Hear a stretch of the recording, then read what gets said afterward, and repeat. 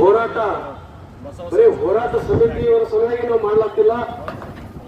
ಎಲ್ಲ ಸಮುದಾಯದ ನಾಗರಿಕ ಬಂಧುಗಳಿಗಾಗಿ, ನಮ್ಮ ಮಕ್ಕಳ ಉನ್ನತ ವಿದ್ಯಾಭ್ಯಾಸಕ್ಕಾಗಿ, ಎಲ್ಲ ಸಮುದಾಯದ ನಾಗರಿಕ ಬಂಧುಗಳ, ಬಡ ರೈತ ಕಾರ್ಮಿಕ ಶೋಷಿತ ಸಮುದಾಯದ ಮಕ್ಕಳ ಉನ್ನತ ಶಿಕ್ಷಣಕ್ಕಾಗಿ ನಾವು ಹಗಲಿರುಳು ಶ್ರಮಿಸುತ್ತಿದ್ದೇವೆ. ಕಾರಣ ಸರ್ಕಾರಿ ವೈದ್ಯಕೀಯ ಕಾಲೇಜು ನಮ್ಮ ಸರ್ಕಾರಿ ಆಸ್ಪತ್ರೆಯಲ್ಲಿ ಆಗಲೇಬೇಕು ಅಂತ ಹೇಳಿ ನಾವು ದೃಢ ನಿರ್ಧಾರನ ಪಡೆದುಕೊಂಡಿದ್ದೇವೆ. ವಿಜಯಪುರ ಜಿಲ್ಲೆಯ 13-14 ತಾಲೂಕಿನ ಜನ ಸಾಗರೋಪಾದಿಯಲ್ಲಿ ಬಂದು ನಮಗೆ ಬೆಂಬಲ ವ್ಯಕ್ತಪಡಿಸಬೇಕಾಗಿದೆ ಇವತ್ತಿನ ದಿವಸದಲ್ಲಿ. ಏಕೆಂದ್ರೆ ಈ ಭ್ರಷ್ಟ ವ್ಯವಸ್ಥೆ ಏನಿದೆಯಲ್ಲ, ರಾಜ್ಯಾದ್ಯಂತ ದೇಶಾದ್ಯಂತ ಹಬ್ಬಿಕೊಂಡ್ಬಿಟ್ಟಿದೆ. ಆ ಭ್ರಷ್ಟ ವ್ಯವಸ್ಥೆಗೆ ಕಾರಣೀಭೂತರು ನಾವೇ ಆಗಿಬಿಟ್ಟಿದೆ. ಎಲ್ಲ ಸಮುದಾಯದ ಸಾರ್ವಜನಿಕ ಬಂಧುಗಳು ಧ್ವನಿ ಎತ್ತದೇ ಇದ್ರೆ ನಮ್ಮನ್ನು ಸಾಯವಾಗಿ ಬಿಡೋದಿಲ್ಲ ಜನಪ್ರತಿನಿಧಿಗಳು ಅನ್ನುವಂಥದ್ದನ್ನು ಪ್ರತಿಯೊಬ್ಬರು ಅರ್ಥ ಮಾಡ್ಕೋಬೇಕಾಗಿದೆ. ಜನಪ್ರತಿನಿಧಿಗಳು ಮತ್ತೆ ಅಧಿಕಾರಿ ವರ್ಗ ನಾಣ್ಯದ 2 ಮುಖಗಳಾಗಿ ಇಡೀ ದೇಶದ ಪ್ರಾಮಾಣಿಕ ವ್ಯವಸ್ಥೆಯನ್ನು ಹಾಳು ಮಾಡುತ್ತಿದ್ದಾರೆ.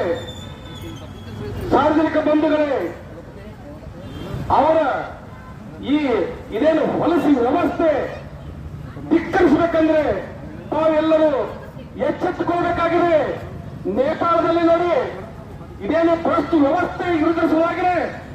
ಕಿಚ್ಚತ್ತಿದ ಮೇಲೆ ಅಲ್ಲಿ ಇಡೀ ಪ್ರಧಾನಿ ಹುಟ್ಟಿದೆ, ತೆಳಗಲ್ಲಿ ಬಿಡ್ತು. ಬೇರೆ ಪ್ರಧಾನಿಯವರನ್ನ ಅಲ್ಲಿ ನೇಪಾಳದಲ್ಲಿ ಆಯ್ಕೆ ಮಾಡಿದ್ದಾರೆ.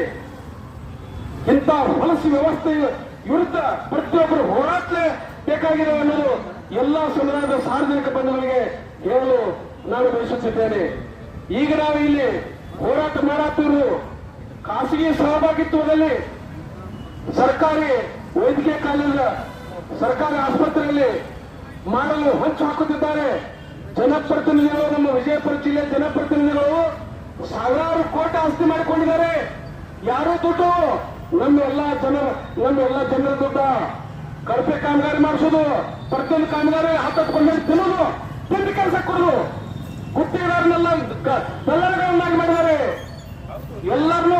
ಅವ್ರನ್ನೆಲ್ಲರನ್ನು ಏನ್ ಮಾಡಿದ್ದಾರೆ ಅಂದ್ರೆ ಕಮಿಷನ್ ಏಜೆಂಟ್ರನ್ನಾಗಿ ಮಾಡ್ಕೊಂಡಿದ್ದಾರೆ.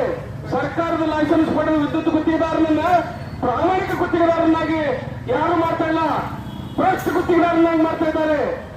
ಇಂಥ ವ್ಯವಸ್ಥೆ ಹೋಗಬೇಕಾದ್ರೆ ಎಲ್ಲ ಸಮುದಾಯದ ಸಾರ್ವಜನಿಕ ಬಂಧುಗಳು ಎಚ್ಚೆತ್ತುಕೋಬೇಕು. ಇಲ್ಲ ನಿಮ್ಮನ್ನು ಸಹಾಯ ಹೊಡೆಯಲಾರದು ಬಿಡುವುದಿಲ್ಲ ಯಾರು ಅನ್ನುವಂಥದ್ದು ಪ್ರತಿಯೊಬ್ಬರು ಅರ್ಥ ಮಾಡ್ಕೋಬೇಕಾಗಿದೆ.